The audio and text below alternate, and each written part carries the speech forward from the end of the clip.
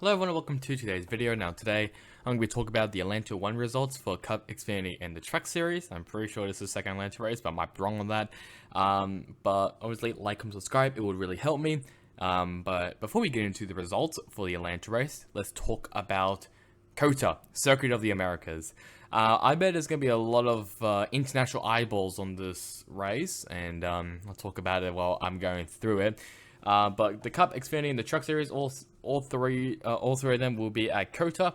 So first off with practice, 2:05 p.m. and 4:30 p.m. will be the Cup and the Truck Series practice respectively. Both of them will not be on TV. That also includes qualifying as well for the Truck Series. That'll be at 5 p.m. Eastern Time. So no qualifying or practice will be on TV for the Truck Series, and and the practice for the Cup Series will also not be live. However, FS1 will cover practice and qualifying for the Xfinity Series, 6:30 p.m. for practice and 7 p.m. for qualifying.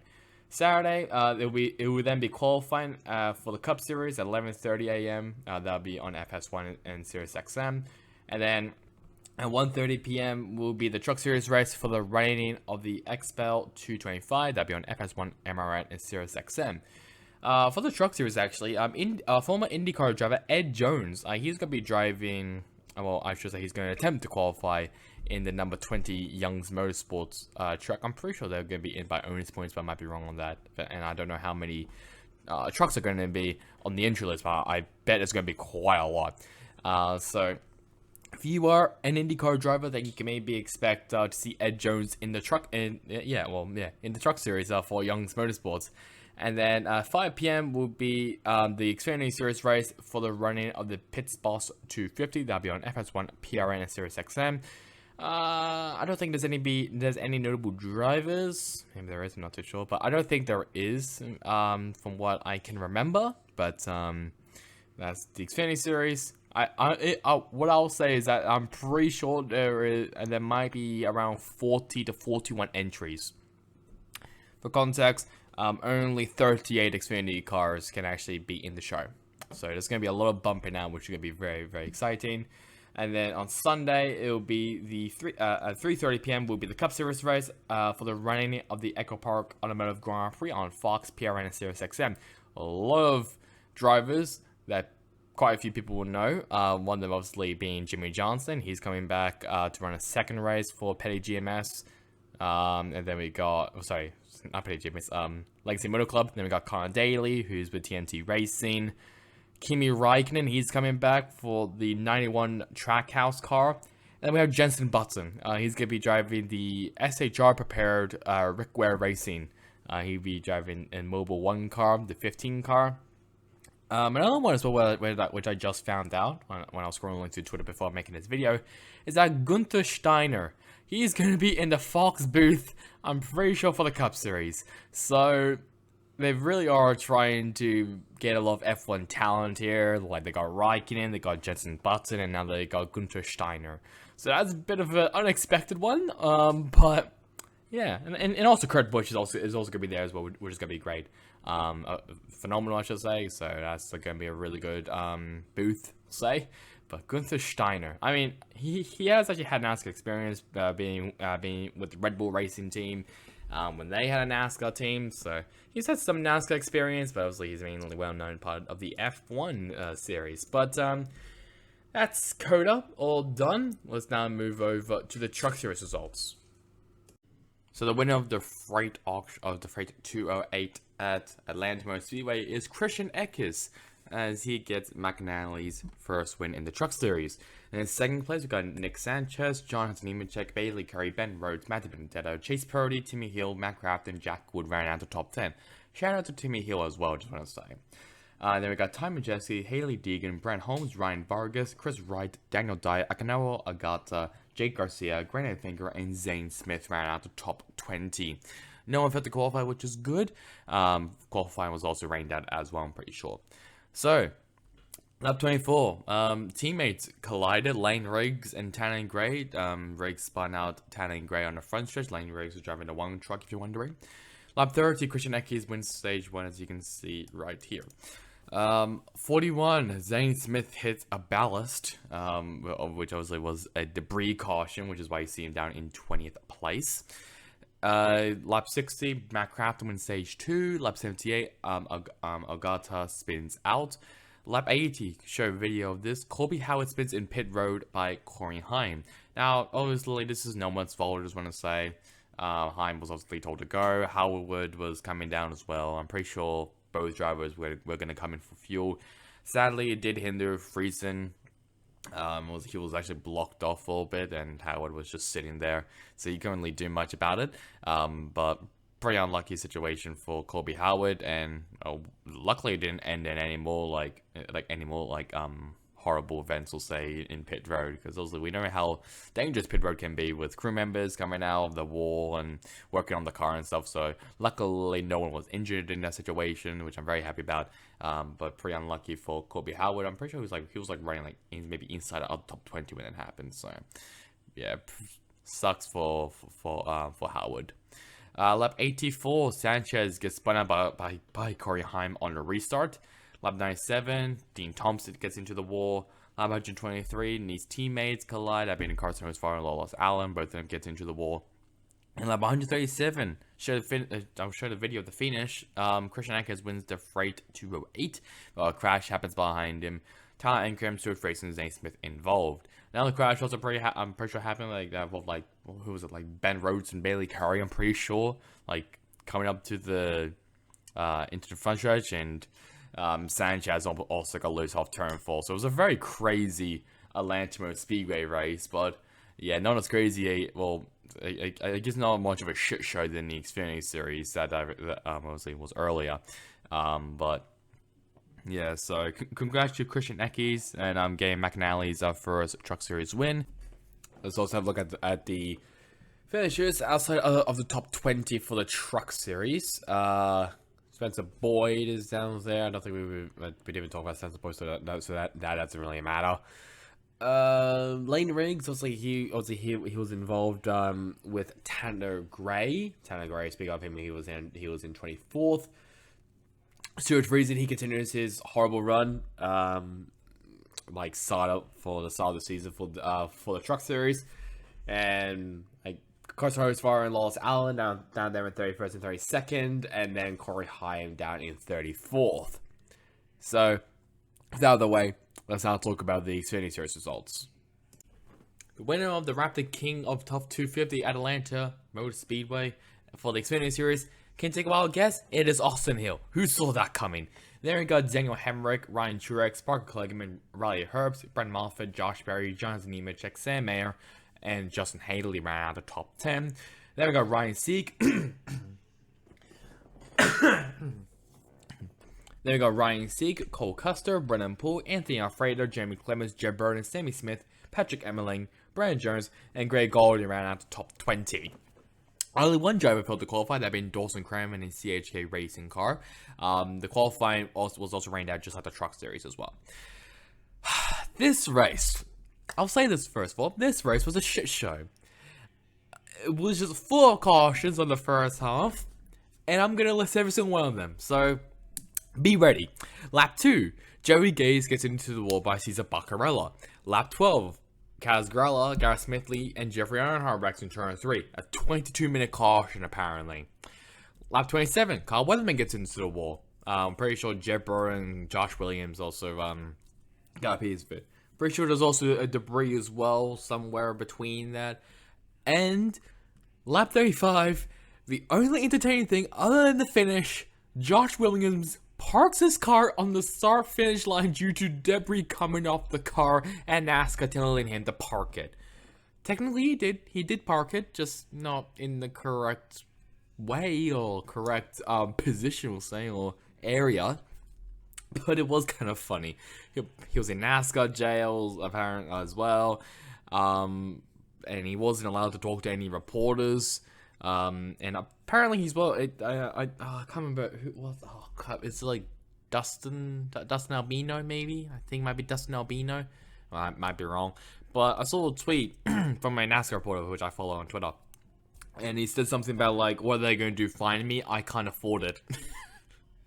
Luckily, though, luckily, Denny Hamlin's gonna help him out with that, so that'll be good. Um, but that was possibly the funniest thing that has ever happened in like well, the most memorable thing, obviously, other than the finishing this race, because this race was a fucking embarrassment. It was a shit show. It was horrible. This whole race. I can understand NASCAR's frustration, but I can also understand Josh Williams' frustration as well. And yeah, so it's fair enough, but we'll see what penalties Josh Williams is going to get. Anyways, lap 40, Sheldon Creed wins stage 1. While that was happening, Chad Chastain and Patrick Emerling crashes off turn 4. In lap 56, Chad Chastain then loses a tire. Then lap 62, Parker Retzlaff also loses a tire. Lap 29, Connor Mosek and Daniel Hemrick wrecks off turn 4. Lap 78, while Parker Kligerman wins stage 2. Well, the caution came out because the junior motorsports once again are in their own way. They're fucking crashing each other off. Justin Allgaier gets spun out by Josh Berry, and Parker Kligerman wins stage 2 because they can't get back onto green flag conditions. We actually had some, we had some good runs after stage 2, which is good. And lap 117, Kyle Seeger, Patrick Emerling, they both spun out turn 4. Lap 155, Parker Retzlaff hits the wall hard, and now we have a track record in the Xfinity Series for Atlanta Motor Speedway for now 11 cautions. That's how much cautions there was in this race. 11. So, a bit too much. But luckily, lap 163, and I'm pretty sure it was like a 2-lap dash, Austin Hill wins the race, while Parker Kligerman spins and collects Brendan Poole, Justin Haley, and Riley Herbst. Show a video of it. It was a great finish. I would say that it was an amazing finish. Daniel Hemrick was also trying to impersonate his best 2005 Brian Vickers Talladega as well, wrecking out basically the two dominant cars in the field. But I'm speechless. This race was horrible. It was horrendous. It's not a good look for NASCAR. I mean, like the Truck Series, that was not bad. Luckily, I mean, at least there was some there was some green flag racing.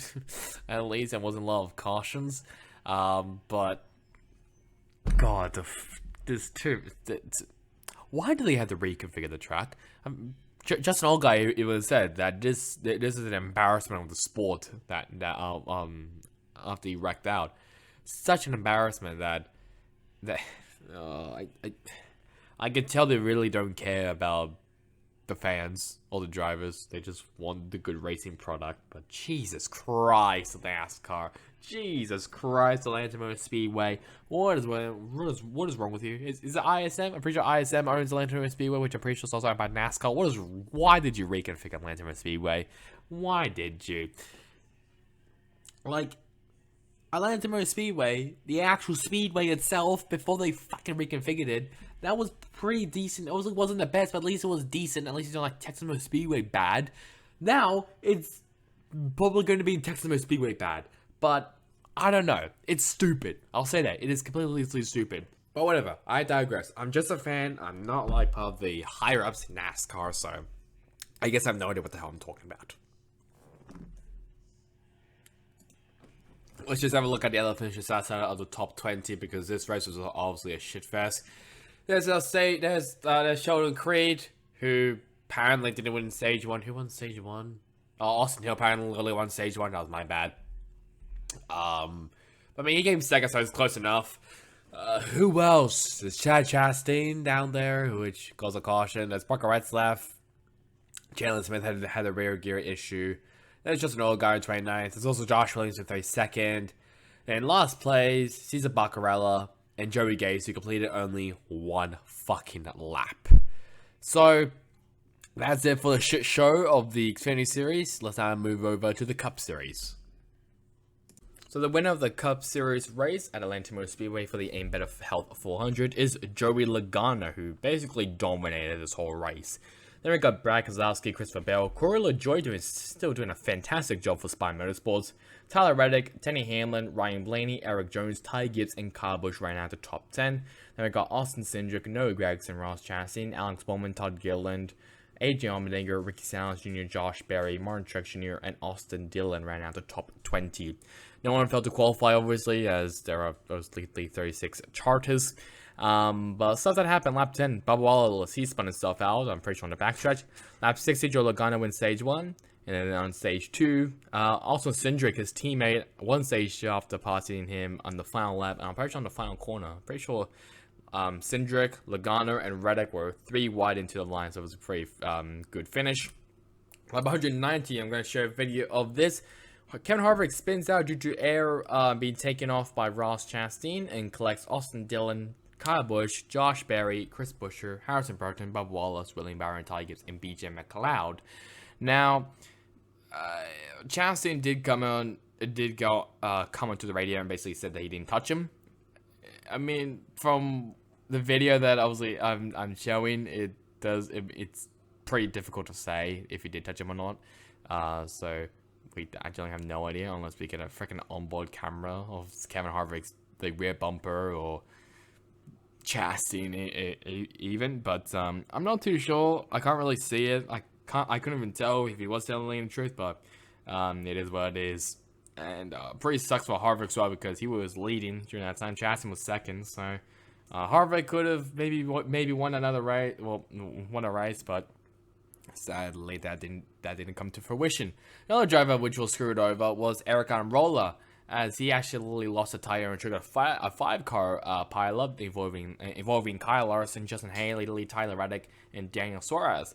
Obviously, if you have seen my video on the penalties, you know that Larson and Haley both of them got massive points penalties, basically minus 100 drivers points, pretty sure owners points as well.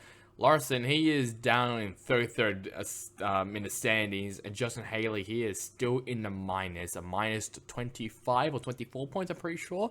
So he is still down there, we'll say. So Larson and Haley not having a good start to the season. And at lap 260, Joe Logano wins the Better Health 400 with a last lap pass on former teammate Brad Keselowski. Pretty interesting as well. Keselowski and Hamlin had a very interesting how do I put this? Coming together, I guess we'll say, after the race. Not Logano. Keselowski, he was using the Portaloo, and he didn't lock it in. Hamlin just opened the door and saw that Keselowski was there. So that was pretty embarrassing. More weird though is that why was a Fox cameraman recording it? that's my question. I'm gonna also show a video of it while I'm talking about it, but it was a bit awkward, we'll say. But shout out to Danny Danny Delivers on Twitter for showing that, even though I'm pretty sure it was actually surfaced by a Redditor on r/NASCAR. So I'll leave a link to the Twitter and also to the Reddit page as well, so you can have a look at it for yourself. So it's pretty awkward. But I'll have a look as well outside of the finishes outside of the top 20. There's Justin Haley down in 22nd place. Also, I talked about him in my video. William Byron, he's down 32nd. I'll talk about Harvick later. Kyle Larson, 31st. There's Eric Almirola, 29th. 30th. I'm stupid. Kevin Harvick down in 33rd, and in last place, BJ McLeod involved in that wreck with Harvick. With Harvick and who else? Chastain was in it. Kyle Busch, mostly all those drivers. So that's really about it for Atlanta. Let's now move over to the standings for the Truck Series. For the Truck Series standings, so Christian Eckes, I'm pretty sure now takes over the lead, or maybe he was already in the lead. I actually can't remember because it's been too long since the Truck Series race. Last Truck Series race, I should say. And then we got Matt Crafton 5 points back. Then we got Ty Majeski, Ben Rhodes, Zane Smith, Granite Finger, Matthew Benedetto, Chase Purdy, Carson Hocevar, and Tanner Gray ran out of the top 10. Then we got Tyler Ankrum, Corey Heim, Nicholas Sanchez, Timmy Hill, Colby Howard, Stuart Friesen, Jake Garcia, Chris Wright, Daniel Dye, and Jack Wood ran out the top 20. Playoffs zone is just Christian Eckes and Zane Smith. Both of them have locked themselves into the playoffs via wins. Forget to just have a look as well. The other drivers that been Matt Crafton, Ty Majeski, Ben Rhodes, Granite Finger, Matthew Benedetto, Chase Purdy, Carson Hocevar, and Tanner Gray. So that's really all for the Truck Series. Let's now move over to the Xfinity Series standings. So let's have a look at the Xfinity Series standings. Austin Hill still in the lead, a massive points difference between Jonathan Nemechek and Riley Herbst, both of them on minus 46 points. Then we got Chandler Smith in 4th place, and we got Justin Allgaier, Sam Mayer, Sammy Smith, Josh Berry, Cole Custer, Daniel Hemrick ran out the top 10. Then Parker Kligerman and Sheldon Creed ran out the playoffs. Then we got Brent Moffitt, Ryan Sieg, Anthony Alfredo, Jeff Burton, Brandon Jones, Joe Graf Jr., Jeremy Clements, and Parker Retzlaff ran out the top 20. Playoff record, we'll just quickly look at that. Austin Hill has a massive playoff points. Then Jonathan Nemechek and Sammy Smith, but all 3 of them are currently in the playoffs. Then we've got Justin Allgaier, Riley Herbst, Chandler Smith, Sam Mayer, Cole Custer, Josh Berry, Daniel Hemrick, Parker Kligerman, and Sheldon Creed ran out the playoff positions. So, out of the way, let's now move over to the Cup Series standings. So here are the standings for the Cup Series. Joe Logano now takes over the lead only by 1 point over Christopher Bell and 5 points over Ross Chastain. So the lead is getting pretty close. Then in 4th place, Ryan Blaney. Then we got Brad Keselowski, Kevin Harvick, Kyle Busch, Martin Truex Jr., Denny Hamlin, and Daniel Suarez ran out the top 10. Then Austin Cindric, Ricky Stenhouse Jr., Chris Buescher, Corey LaJoie still in the playoffs. Great job by him. Tyler Reddick and Bubba Wallace ran out the 16, even though he's not actually in. Even though Bubba Wallace is not in the playoffs because William Byron still has his 2 wins. Then we got AJ Allmendinger, Michael McDowell, Ty Gibbs, and Alex Bowman ran out the top 20. So Bowman, he is currently the highest. Well, Hamlin as well, but obviously Hamlin got only what was it, like a 50-point deduction. Bowman is one of 4 drivers who obviously got that massive 100-point deduction at the end of Phoenix. And maybe also cover maybe the Josh Williams situation as well, but I'm not too sure. Here are the playoffs as well, if you're wondering. Logano, Kyle Busch, Stenhouse, and Byron, all those 4 drivers are now in the playoffs via their wins. So Coda will be interesting if we get a new winner, just like we did last year with Chastain. And speaking of it, just a reminder that the next race is at COTA for the Cup, expanding in the Truck Series, and I bet it's going to be a lot of international eyeballs, especially from some F1 legends. So that's really about it for me. Hope you guys enjoyed. Catch you guys on next time. In the next one, goodbye.